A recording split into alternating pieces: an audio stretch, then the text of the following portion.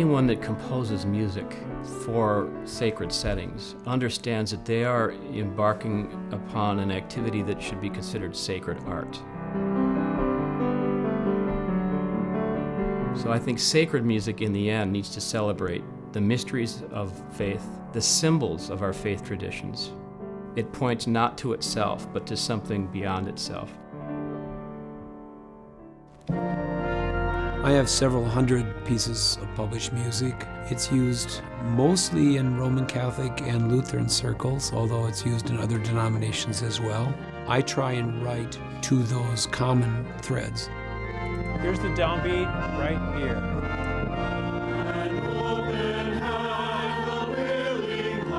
So I say, what do we share? What can we all sing? I don't have to feel like it's my job to reach others, but just to offer.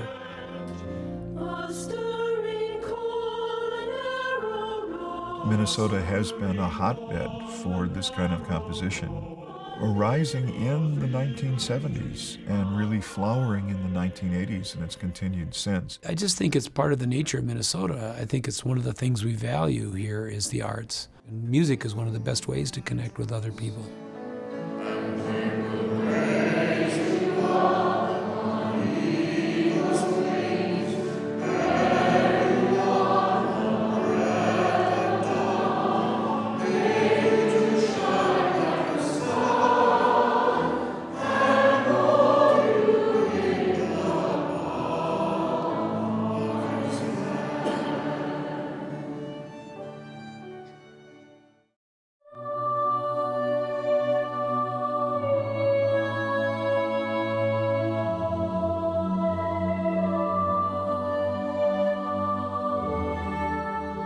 Sacred music actually, I think, is the broadest term and probably refers to any music at all that connects people to any sense of the transcendent.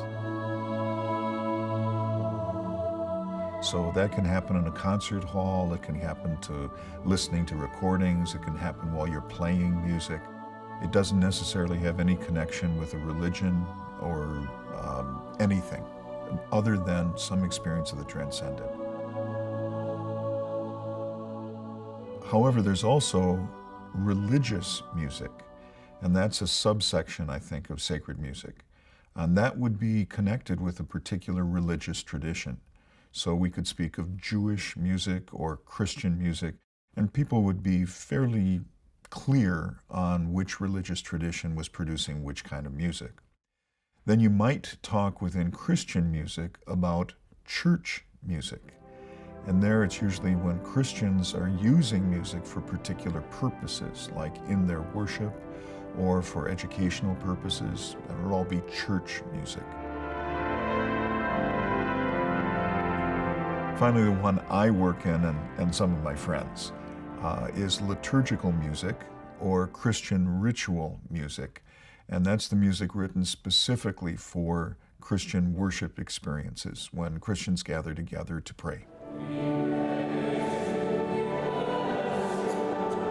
There are basically two big categories. Music that's sung for its own sake during worship, and then music that accompanies some other kind of ritual action, like accompanying ministers getting into the space, a processional, or accompanying ministers getting out of the space, a recessional.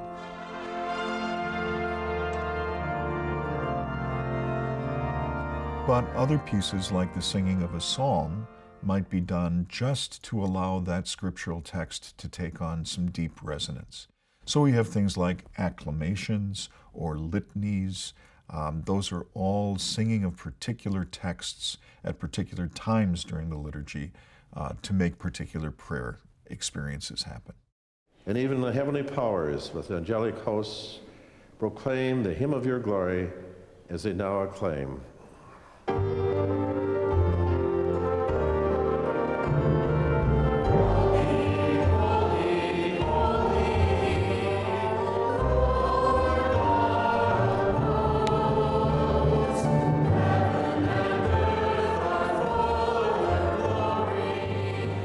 For us, that's controlled not only in the particular service we have, say the Mass, with its two big parts, a liturgy of the Word and then a liturgy of the Eucharist. But it's also controlled through the entire year by a thing called the liturgical year. So we have seasons of Advent and Christmastide, Lent and Eastertide, and then ordinary time. So everywhere in the world, Catholics who are celebrating according to this particular rite, the Roman Rite, are going to be hearing the same scriptures on that particular day and are going to be celebrating the same fundamental liturgy, even though it might be in very different languages and use very different songs.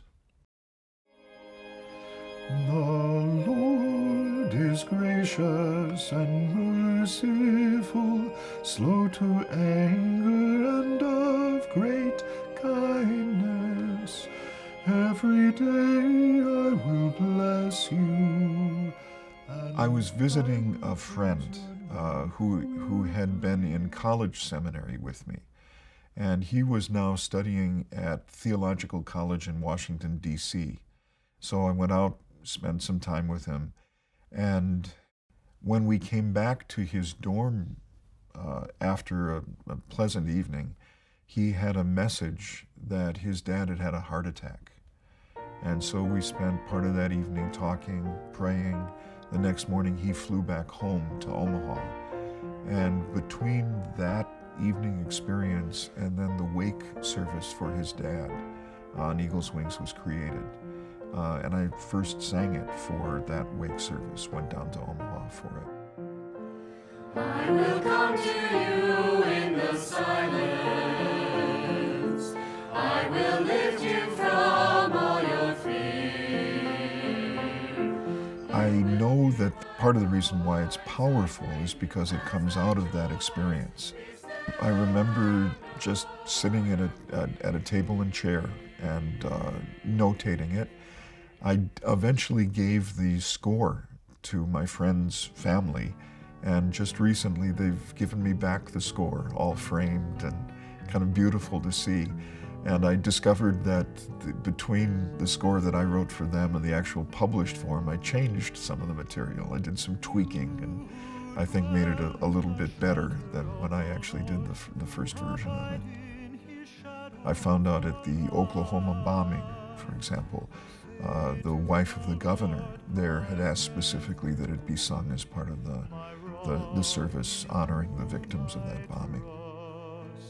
And he will raise you up on eagle's wings, bear you on the breath of dawn. In the case of Eagle's Wings, I think the major thing that I feel, because people still will come up to me and say, thank you, this has been really important to our family.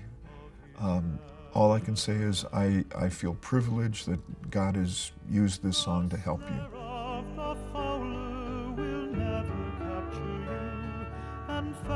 I know for a fact that it's been translated into Polish, 2 different versions in Spanish. It's been translated into Vietnamese.